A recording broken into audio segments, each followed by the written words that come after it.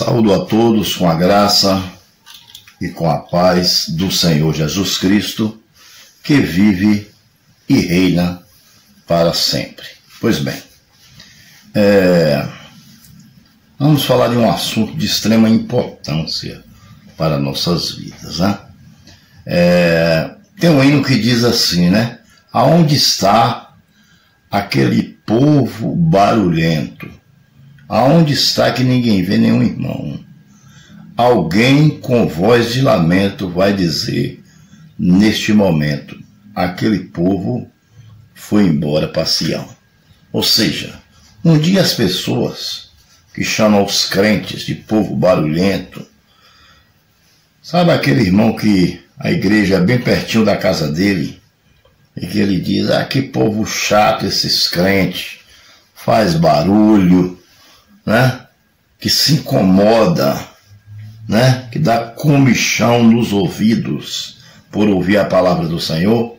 Um dia esse povo vai correr atrás dos crentes, viu? Dos fiéis de Deus para pedir uma palavra e não vai encontrar, né? E alguém com aquela voz de lamento, ou seja, se eles estivessem aqui para que eu pudesse também pedir uma palavra a ele, vai dizer que nós fomos embora para Sião, né, meus amados irmãos? Então, eu quero trazer uma palavra, uma palavra assim de alerta para nossas vidas, né? Uma palavra de alerta. Realmente não é fácil pregar a palavra de Deus, a gente tem que viver o que prega, nós nos preocupamos, porque temos que estar sempre preparados para estarmos trazendo bom exemplo na comunidade onde moramos, na igreja onde frequentamos, enfim, todos os lugares por onde passamos, temos que dar bom exemplo, e não é fácil, né, meu amado irmão? Bom, eu vou usar o livro de Ezequiel, no capítulo de número 37, o versículo 26, o 27 e o 28, que diz o seguinte: farei com eles aliança de paz, será aliança perpétua, ou seja, para sempre, né? Uma aliança que durará para sempre. Estabelecê-lo-ei e os multiplicarei e porei o meu santuário no meio deles para sempre. O meu tabernáculo está com eles, eu serei o seu Deus, e eles serão o meu povo. As nações saberão que eu sou o Senhor, que santifico a Israel, quando o meu santuário estiver para sempre no meio deles. Então, meus amados irmãos, são 3 versículos, né, de extrema importância, que se encontra em Ezequiel 37, o 26, o 27 e o 28, né? São esses versículos onde Deus faz uma aliança com o povo de Israel, né? Com o povo de Israel, mas com aqueles que renunciou a tudo para servir a Deus, com os que obedeceram a sua palavra, né? Deus não faz aliança com o pecador, Deus não cede ao pecado. O homem precisa se consertar diante de Deus para que ele possa fazer uma aliança perpétua, ou seja, para sempre, uma aliança para sempre. Eu estarei no meio dele e ele será o meu povo, e eles estarão comigo para sempre. Ou seja, uma aliança perpétua de Deus com o povo de Israel, com aqueles que obedeceram a ele, com aqueles que entregou a sua vida nas mãos do Senhor Deus e confiou no Senhor Deus. Amém? Ou seja, renunciou a todo mal. Renunciou a todo mal. Obedeceu os 10 mandamentos. Amém? Obedeceu os 10 mandamentos. Obedeceu a lei do Senhor. Obedeceram a lei do Senhor. Esses são os que o Senhor tem uma aliança perpétua com eles. Amém? Mas a aliança do homem para com Deus, para que essa aliança se concretize, que ela aconteça, é necessário obediência, é necessário renúncia, é necessário fazer aquilo que o Senhor nos pede, né? Então, e aí que está o grande problema. Bom, trazendo para os dias de hoje, porque esse texto pode ser aplicado, aqui foi para o povo de Israel, mas pode ser aplicado para hoje, Deus continuou com as alianças.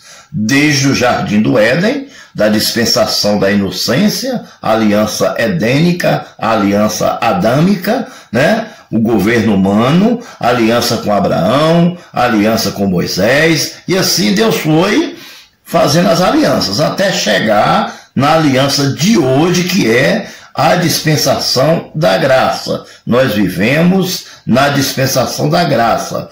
E Deus fez uma aliança com a igreja. E a aliança que Deus fez, de todos os tempos, a mais importante foi a aliança conosco, que somos a sua igreja.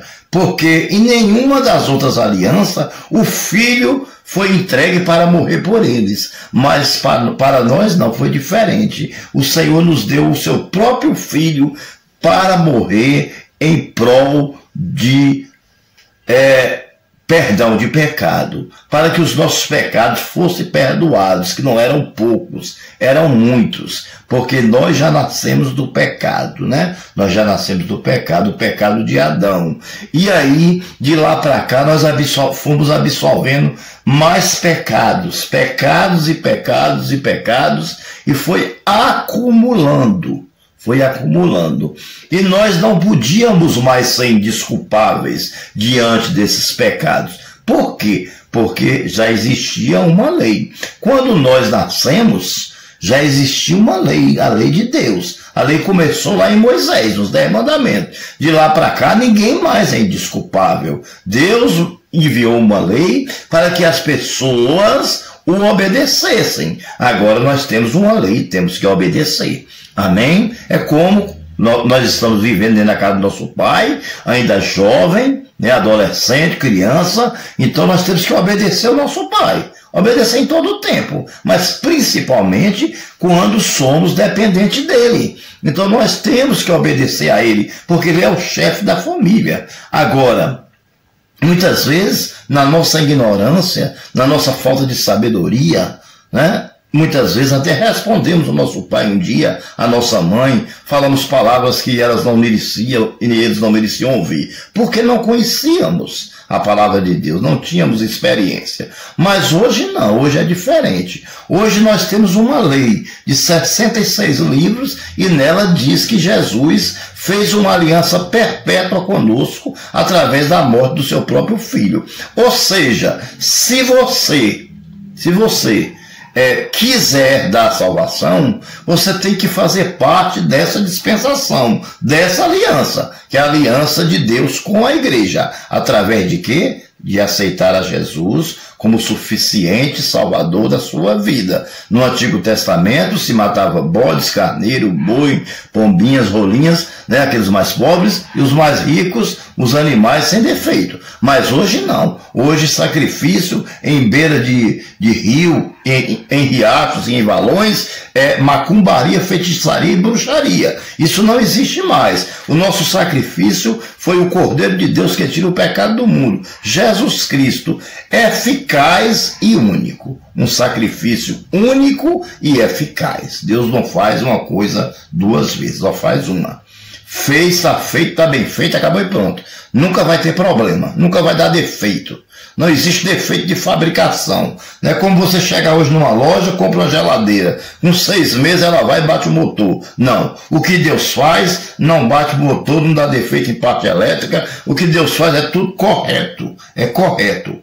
É para sempre. É perpétuo. A não ser que você mesmo quebre esta aliança. Amém? Se você não quebrar essa aliança com ele, aí sim você continuará eternamente com ele. Deus não volta atrás daquilo que ele fala. Mas a primeira coisa que você tem que fazer para ter uma aliança com Deus é deixar de mentir. Você tem que parar de mentir. A mentira tem levado muita gente à perdição. Amém? Outra coisa que você tem que deixar de fazer é pegar dinheiro emprestado a juros. Vai numa empresa, num banco, peça o dinheiro emprestado, porque lá eles pagam os impostos, é tudo legalizado. Mas se você pegar dinheiro emprestado a juros, você está pecando, porque a Bíblia diz que é usura. Tanto quem empresta, quanto quem toma emprestado. Isso é bíblico, isso é bíblico. Amém, meu amado irmão? Quando o irmão lhe pedir um dinheiro emprestado, e você realmente gosta daquele irmão, você ama aquele irmão, você diz, quanto é que você quer, meu irmão? Quero R$1.000. Está aqui os R$1.000, daqui a 30 dias você me paga. Eu não quero nenhum centavo de juros seu. Aí sim você ajudou seu irmão. Do contrário, não, você agiu com usura. O irmão já está numa situação difícil, já vai pedir. Quem está pedindo dinheiro emprestado não está bem. A verdade é essa. Aí você vai cobrar 20% de juros do irmão. Quer dizer, o irmão toma 1.000, paga 1.200. E agora? Será que Deus vai se agradar disso? Claro que não. Esses dois fatores são fatores que influem na aliança com Deus. Outra coisa que você tem que fazer é renunciar o mundo, renunciar a carne, amortizar os efeitos do pecado na carne todo dia, todo dia. E quando pecar, pedir perdão a Deus. Urgentemente, urgentemente. Se for aquele pecado, eu bebi, fiquei bêbado, entrei aí numa gandaia aí e tal, dei uma desviada, certo? Mas no outro dia me acordei arrependido, então se ajoelhe, peça perdão a Deus e não faça mais. É assim que Deus manda dizer a você. Peça perdão, não faça mais, mas não abandone a Deus.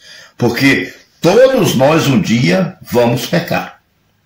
Se não for pela bebida, pelo cigarro, pelo vício, é pela nossa língua, é pelo nosso olhar, é pelo nosso agir, é pelo coração cheio de mágoa, mas de alguma forma nós vamos pecar.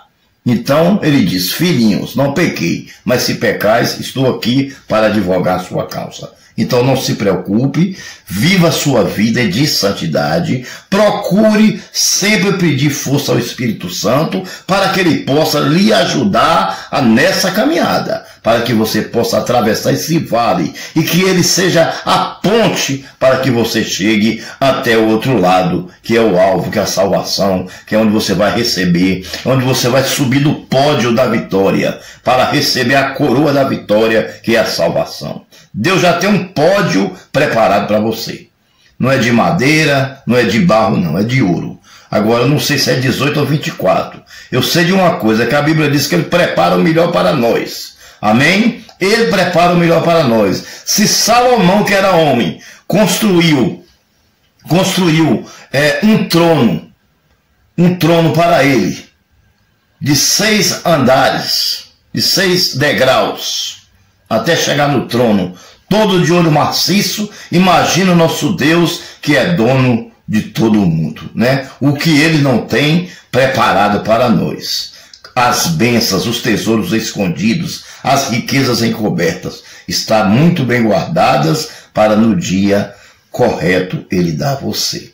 Tanto as materiais, quanto as espirituais. Mas só chega no dia dele. Não adianta você querer passar na frente de Deus. Deus sabe trabalhar. Deixa Deus trabalhar da forma dele. Na hora certa ele vai lhe dar. Aguarde só mais um pouquinho que Deus vai chegar com a sua bênção. Agora basta você ter fé, obediência, renúncia, fé, obediência e renúncia. Essas são as coisas que te faz ter uma aliança perpétua com Deus. Uma aliança para sempre. Uma aliança para o resto da vida, para nunca mais você sofrer. O pecado nunca mais vai poder se aproximar de você. O pecado nunca mais vai poder lhe atingir após o seu corpo ser glorificado, porque você fez uma aliança com Deus e não quebrou essa aliança. E em algum momento que houve algum deslize, você se arrependeu, você pediu perdão. Amém, meus irmãos? Por que você fala assim?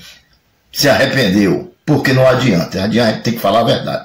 Todo mundo peca, certo? Todos pecamos. Vamos começar lá do Antigo Testamento. Deus mandou Moisés tocar na rocha. Ele bateu, porque ele não acreditou que ia sair água da rocha. Davi se prostituiu com Betseba. Abraão mentiu, disse que a sua mulher era sua irmã. E assim sucessivamente, né? Jacó enganou seu irmão. E muitas outras coisas mais. Só teve um que veio ao mundo, se fez carne e habitou entre nós, não pecou. Porque ele não pecou por uma coisa, sabe por quê? Porque ele não nasceu de relação sexual entre homem e mulher. Jesus Cristo nasceu apenas do Espírito Santo, através de uma mulher agraciada, chamada Maria, que foi a mulher onde Deus achou graça nela, e ela foi usada para dar à luz a Jesus Cristo, o Filho de Deus, Emanuel, Deus conosco. Emanuel significa isso, Deus conosco. Jesus já esteve conosco, não com a nossa geração, assim, né, olhando frente a frente, tocando nele, sabe? Como eu estou aqui agora. Vamos supor que chega aqui um amigo e a gente se abraça. Não, nós não tivemos assim. Mas muita gente estiveram junto com ele. Tocaram nele.